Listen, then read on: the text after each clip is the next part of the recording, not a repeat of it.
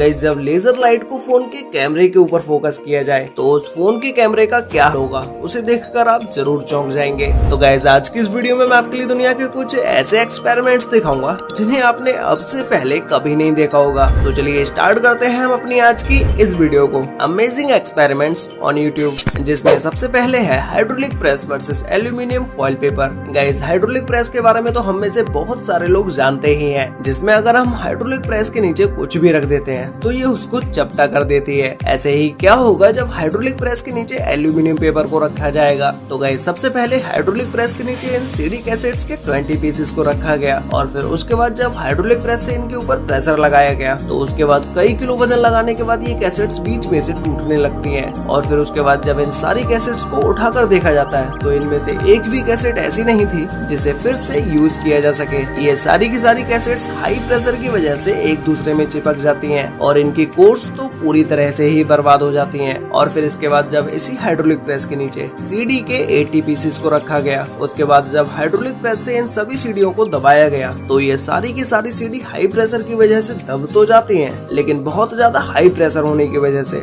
ये सीडियां बीच में से टूटने लगती हैं और बहुत सारी कैसेट के कोर्स में तो क्रैक्स भी आने लगते हैं। और फिर इसके बाद जब फाइनली इन कैसेट्स के ऊपर बहुत ज्यादा हाई प्रेशर डाल दिया जाता है तो फिर तो ये सारी की सारी 80 कैसेट्स बीच में से ही टूट जाती हैं और इनमें से कोई भी ऐसी कैसेट नहीं बची जो चलाने लायक हो। और गाइस इसके अलावा जब हाइड्रोलिक प्रेस के नीचे गोल्फ बॉल को रखा गया तो इस गोल्फ बॉल के ऊपर प्रेशर लगते ही ये फट जाती है और फिर इसके अंदर से बहुत सारी ऐसी चीजें निकलती हैं जिनका यूज इस बॉल को बनाने के लिए किया जाता है। और इसके अंदर से निकलने वाले मटेरियल को देखकर ऐसा लग रहा था मानो कि इस बॉल के अंदर से रुई निकली हो। अब गाइस जब इसी हाइड्रोलिक प्रेस के नीचे हॉकी बॉल को रखा गया तो ये हॉकी बॉल इतनी ज्यादा स्ट्रेचेबल होती है कि अगर आप इसके ऊपर कितना भी प्रेशर लगा देंगे तब भी इसका कुछ नहीं बिगड़ेगा। तो आज इसे हाइड्रोलिक प्रेस के ऊपर रख कर देखते हैं कि इसका क्या हाल होगा। तो गाइस इस बॉल को हाइड्रोलिक प्रेस के ऊपर रखने के बाद जब इसके ऊपर प्रेशर डाला गया तो ये बॉल इतनी ज्यादा फ्लेक्सिबल थी कि ये इस थ्रेडिंग मशीन के चारों तरफ से ये बॉल निकल जाती है, लेकिन ये बॉल इस थ्रेडिंग मशीन के नीचे फटती नहीं है। अब गाइस जब बेस बॉल को इसी हाइड्रोलिक प्रेस के नीचे रखा गया तो फिर हाइड्रोलिक प्रेस के प्रेशर लगते ही इस बॉल का एक एक धागा ऐसे फटता है जो कि ये वाकई में देखने के लायक होता है। इस बॉल के अंदर की सारी चीजें निकलकर बाहर आ जाती हैं और छोटे छोटे पीसेस में डिवाइड हो जाती हैं, जैसा कि आप अभी अपनी स्क्रीन पर इस वीडियो को देख ही रहे हैं। अब गाइस जब इस हाइड्रोलिक प्रेस के नीचे एल्यूमिनियम पेपर की एक बड़ी सी बॉल को बनाकर रखा गया, जिसके बाद इसके ऊपर प्रेशर लगाने के बाद ये बॉल बहुत ही जल्दी दबती चली जाती है और फिर उसके बाद इसी फॉइल पेपर को मोड़कर हाइड्रोलिक प्रेस के नीचे फिर से रख दिया जाता है, जिसके बाद इस एल्यूमिनियम पेपर के ऊपर प्रेशर लगते ही ये और भी ज्यादा स्ट्रॉन्ग हो जाता है। ऐसे ही बार बार मोड़कर इस एल्यूमिनियम पेपर को कई बार हाइड्रोलिक प्रेस के नीचे रखा जाता है, जिसके बाद तो ये इतना ज्यादा स्ट्रॉन्ग हो जाता है कि इसमें हथौड़ी मारने पर तो इसके ऊपर कोई असर भी नहीं होता है। अब गाइस नेक्स्ट है लेजर एक्सपेरिमेंट। गाइस इस लेजर के बारे में तो आप में से बहुत सारे लोग ऐसे होंगे जो कि इसके बारे में नहीं जानते होंगे। ये लेजर लाइट इतनी ज्यादा स्ट्रॉन्ग होती है कि अगर आप इसे किसी भी चीज के ऊपर फोकस कर देते हैं तो ये उसे जलाकर राख कर देती है। ऐसे ही जब इसी लेजर को टॉयलेट पेपर के बंडल के ऊपर फोकस किया गया तो ये लेजर लाइट टॉयलेट पेपर के बंडल में छेद कर देती है और इससे निकलने वाली रोशनी बंडल के आर पार हो जाती है।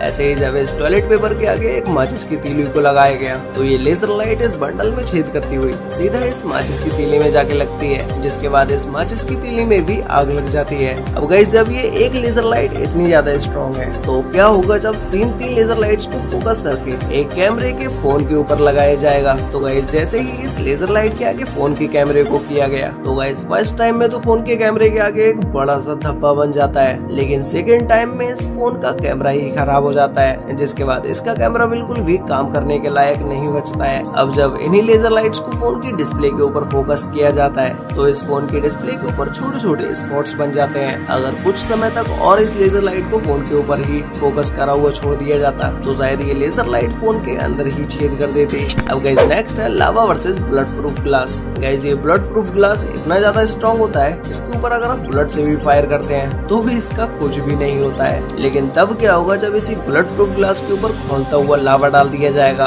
तो गाइस सबसे पहले इस लावा को नॉर्मल विंडो ग्लास के ऊपर डाला गया तो उसके बाद इस ग्लास के ऊपर लावा गिरते ही ये ग्लास पूरी तरह से टूट जाता है। ऐसे ही जब इस खोलते हुए लावा को एक बुलेट प्रूफ ग्लास के ऊपर डाला जाता है तो सबसे पहले तो इस ग्लास के ऊपर की लेयर जलती रहती है, लेकिन नीचे से इस ग्लास के ऊपर एक भी क्रैक नहीं आता है और फिर जब तक ये खोलता हुआ लावा चलता रहता है तब तक ये लावा इस ब्लड प्रूफ ग्लास को जलाता ही रहता है, लेकिन बहुत समय तक तो इस लावा का ग्लास के ऊपर कोई भी असर नहीं होता है। लेकिन कुछ ही देर के बाद ये ग्लास पूरी तरह से टूट जाता है। लेकिन ये ग्लास इतना ज्यादा स्ट्रॉन्ग था कि इसने जलने में भी बहुत सारा समय लिया। अब गाइस जब खोलते हुए लावा को आईफोन के ऊपर डाला गया तो लावा के गिरते ही ये आईफोन कुछ ही सेकंड्स में जलना शुरू कर देता है और फिर उसके बाद इस आईफोन की बैटरी ही ब्लास्ट हो जाती है। अब गाइस नेक्स्ट एक्सपेरिमेंट है threading machine versus bubble wrap. तो गाइस सबसे पहले इस थ्रेडिंग मशीन के अंदर इस छोटी सी कार को डाला गया, जो कि इस थ्रेडिंग मशीन की फास्ट स्पीड की वजह से इससे बाहर निकलकर गिर जाती है। लेकिन जब दूसरी बार इस टॉय कार को थ्रेडिंग मशीन के अंदर डाला जाता है तो ये टॉय कार इतनी तेजी से टूट जाती है कि इसके सारे पुर्जे अलग अलग हो जाते हैं। और फिर जब इस फॉर्म को थ्रेडिंग मशीन के अंदर डाला जाता है तो ये फॉर्म भी बड़े ही आराम से कटती चली जाती है। और फिर उसके बाद जब इस रैकेट को थ्रेडिंग मशीन के अंदर डाला जाता है तो ये रैकेट भी इसमें मक्खन की तरह कटता चला जाता है। और फिर फाइनली जब इसी फास्ट थ्रेडिंग मशीन के अंदर बबल रैप को डाला जाता है तो इसकी हाई स्पीड होने की वजह से ये बबल रैप बहुत ही तेजी से इस थ्रेडिंग मशीन के अंदर जाने लगता है और इसके छोटे छोटे टुकड़े मशीन के नीचे ही जमा होने लगते हैं। अब गाइस नेक्स्ट है वफल आयरन वर्सेस गमी वाटरमेलन। गाइस जब एक वफल आयरन के ऊपर गमी वाटरमेलन को रखा जाता है तो ये देखने में ही इतना ज्यादा यमी लग रहा होता है, तो जब ये हीट के कांटेक्ट में आएगा तो उसके बाद इस गमी का क्या हाल होगा। तो इस वफल आयरन को गर्म करने के बाद ये गमी वाटरमेलन मेल्ट होने लगता है और फिर उसके बाद ये मेल्ट होने के बाद आयरन के ऊपर कुछ इस तरह से दिखाई देता है। वैसे गाइस आपको इन सभी एक्सपेरिमेंट्स में से सबसे बेस्ट एक्सपेरिमेंट कौन सा लगा ये मुझे नीचे कमेंट करके जरूर बताना।